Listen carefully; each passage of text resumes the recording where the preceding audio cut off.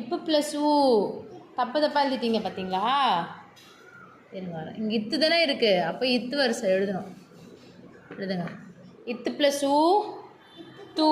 இங்கே இருக்குது பாருங்கள். இத்து ப்ளஸ் ஊ தூ.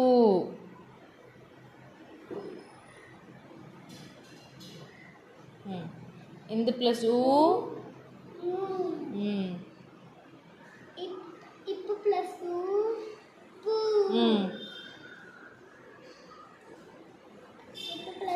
இம்மு ப்ளஸ் ஊ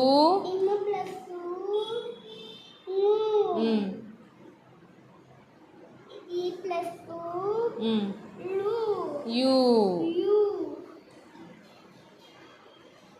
இரு ப்ளஸ் ஊ